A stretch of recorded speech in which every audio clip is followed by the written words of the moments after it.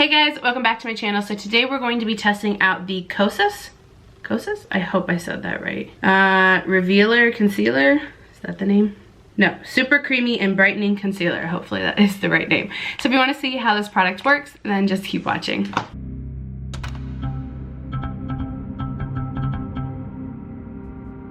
Hey, sorry to interrupt this video, but I forgot to mention this at the beginning and now I'm pretty much done and I just wanted to mention it.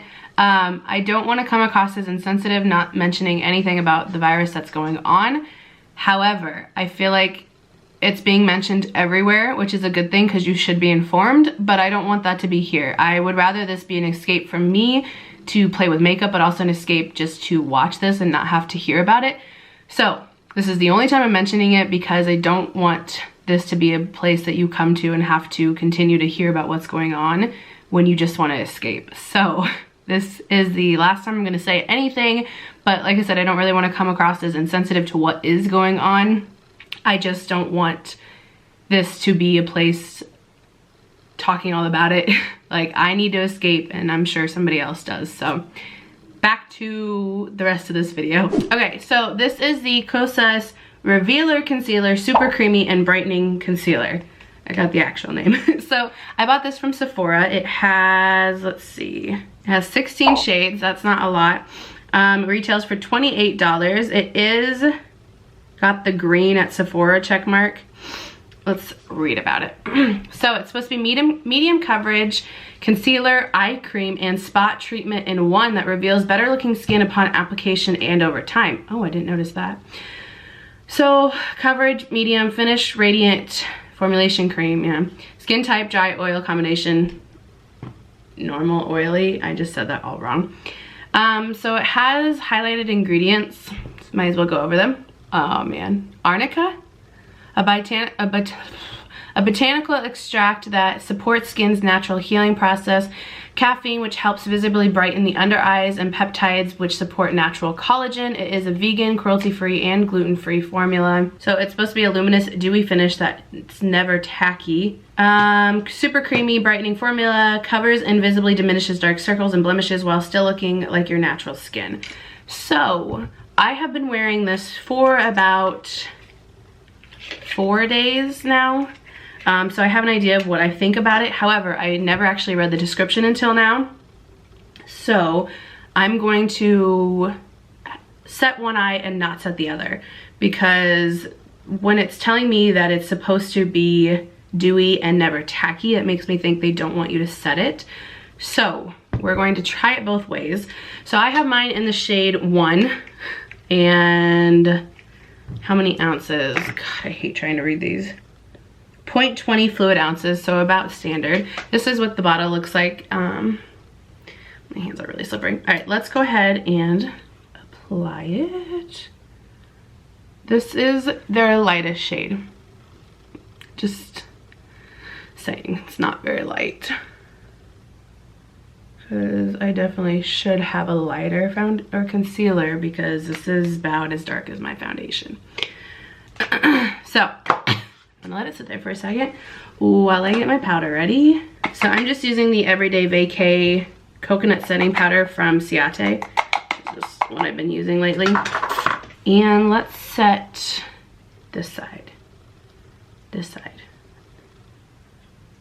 We'll set this side because this eye always waters. I'm gonna use the Junico and Company sponge to buff this out.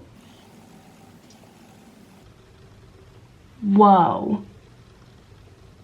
So much more coverage than my normal sponge gives.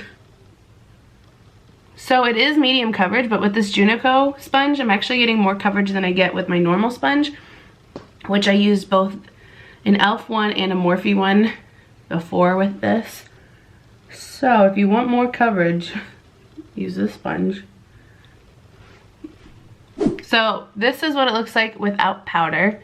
Ignore the frickin' zit right there, it's bugging me too. So obviously I still have my creases, they're not going away. I will say, so this is supposed to be medium coverage. I'm getting more closer to the full end or the full coverage with this sponge. Normally with my other sponges, it is more on the medium side, just because they do soak up the product. But then I normally would just go in with a second layer and it would be decent enough for me because I do like really full coverage everything. So we're gonna go ahead and set this side of my face.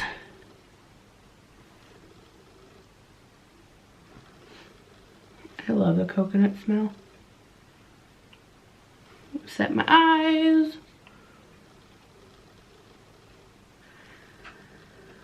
I am gonna set this eye. It's not underneath. Okay, so this is what it looks like being set and not set. Wow, look at my creases. Ugh. Okay, I'm gonna go finish the rest of my makeup and then I will come back to show you what it looks like then, and then also at the end of the day. Okay, so the rest of my makeup is done. It is now 2:15, which is kind of late in the day, but I did start this at like, I wanna say 12:30. So this is what they look like now. I actually think the side that is not powdered looks better. I just feel like my creases are more intense on this side, which they are always more intense, but I think it's showing them more than this side is. So I'm gonna go throughout the rest of the day and then I will come back at the end of the day to show you what they look like. So it's now at the end of the day-ish.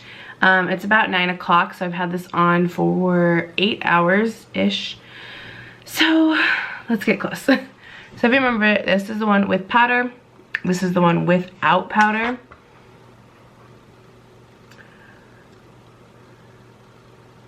The one without or with powder definitely does not look very good. I can really see my creases.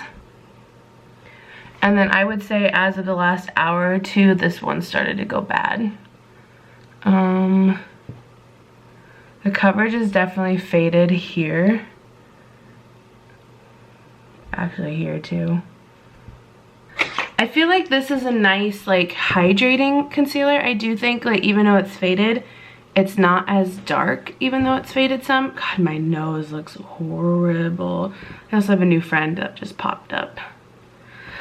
I don't know, I actually do like this concealer, but I like it without powder. Because like I said, this is just recent within the last hour or so because I've been checking in the bathroom periodically. And I feel like, I wonder if I use my finger, if it would buff out. No. Anything? No? Made it worse? Kind of. I don't know. I actually really like it without powder. I think it held up pretty nicely. I do think this side with powder does not look very good. But it also doesn't look that drying over here either. So I actually really like this concealer without powder though. With powder, not really. So if you're using it, I would definitely use it without powder, which means for me, I think it would be better for dry skin because I feel like oily skin would have to set it. But at the same time, because you're oily, it could work better with powder than it's working for me. So I do think it's a nice concealer. Will I buy it again? Probably not, because it's just not amazing and I'm trying to find that foundation or that concealer that's amazing for me. But I do still think it's a really good product and will not be taking it back. So that says something, I feel like. I do want to see how it works over time because it supposedly has some skincare in it to do something over time. So I'm going to continue to wear this throughout the weeks and see if it makes a difference. So I'll maybe do a follow-up video if I notice that it does make a difference. So that is all I have for this video. So thank you for watching and I'll see you in the next one.